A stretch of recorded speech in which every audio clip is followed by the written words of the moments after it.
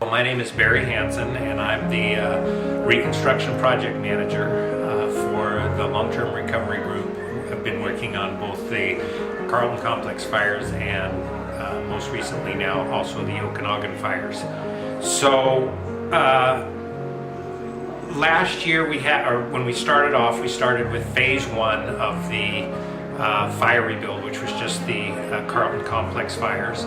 We didn't really finish all those until it was June or July of this last year. And at the same time, we're planning what we were going to do for phase two, which included approximately half of the homes being phase two of Carlton Complex, and then a kind of phase one of the beginning of the Okanagan fire recovery. So we called them phase 2A and B. And so we started all of that planning, getting those houses lined out, and have been working on those this year. Now what we've accomplished is that we've got 5 manufactured homes that we have families in right now. So this year in round 2, we did actually do a lot more recovery that included manufactured homes, but we had to find them, procure them, get the groundwork done, pour the pads for them, get all the systems in place. In many of them we had to do our wells and septics and bring power in to be able to hook them up. And then once the foundations are done, the pads, we have to move them, get them set onto the pads, secured to the pads, and then we have to put the decks on. We have to get all the systems up and running. So we're bringing, making sure that the HVACs all work, and then getting the water hooked up and the power hooked up. And so, it sounds like it's, a really quick and easy thing. Bring a manufactured home in and boom, you're there. But we've learned that it's really quite a process to get to that point where we get a CO from the county, a certificate of occupancy, get it moved in. And we've done 4 of those 5 that we've got people into. We have the certificate of occupancy one. We're just trying to work with the client to finish a couple items up, and then we'll have that 5th one. And we started the reconstruction on both the Carlton Complex Phase 2 and the Okanagan, beginning of the Okanagan portion of the Phase 2B. We just this week did a dedication on one house here in the Meadow, and that was exciting. So that one is a completed house. We've got 2 that are up in the line belt above Omak and Okanagan, and up from Riverside. That we have those dried in, and we're very close to completing those, and we had hoped to be able to get those completed and CO'd before the snow hit, but we got an early freeze and we got locked out of those houses basically because we could not dig into the ground to do the hookups. So we're finishing the interiors, and then we'll have to wait to spring to complete those.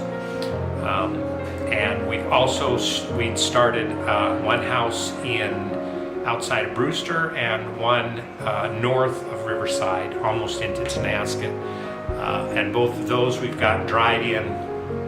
And right now one of them we're looking to start the interior work, which is putting the flooring in, cabinets, countertops, the vanities, doing the trim out on the plumbing and the electrical, and getting appliances in and finishing that one out. The other one is not quite as far along. We're just getting to the mudding and taping in the drywall. So we've had to find heat to bring in, and because we can't use the heat source of the house when we're doing drywall. So we found one, we've got it hooked up. Hopefully we'll have the mudding and drywall done here by the end of this month, and then that one will be kind of caught up to where Dale's is, and we'll be able to start the interior work on that one also, hopefully. So the 2 that we almost got done but didn't, those are both solar houses. So come spring, when we finish the trenching and get the water hooked up, the septic hooked up, bring the power in, we also have to get all the solar equipment figured out and put in place at that time also. And that's been a real challenge because we've got 4 solar houses that we have done in this last round that we're working on doing, and the one that we just did the CO and had the dedication on was our first one that we attempted that was a solar house, and it has been a real learning curve, and it's been a lot of fun, but it has also been very challenging. So as we do the other two now that we're trying to finish out, we'll have a much better idea how to do that, and then we have 2 more houses of phase 2 that we're going to break ground on in the spring. One that's in the Riverside area, and then one that's in Chelan, and the one in Chelan is going to be a solar house as well. They're totally off the grid, no power available. So that's kind of what 2016 and looking into this now 2017 is looking like in terms of what we've accomplished.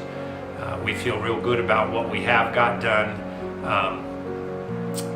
especially considering the fact that phase 2, we found that we had a lot more work to do with infrastructure. We had a lot more wells that had to be dug, septic systems that had to be completely redone, and places where the power wasn't available.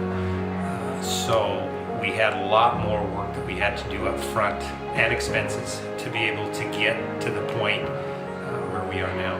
So, yeah.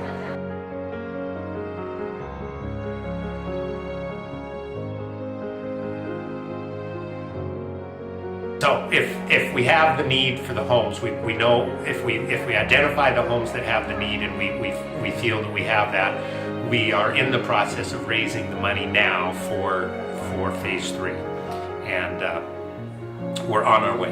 We don't have enough, but we've got it started, so we will finish it to be able to raise the amount of money we need to do the amount of houses that we find the need for out there, people that need to be into their homes and need that kind of help. Yeah.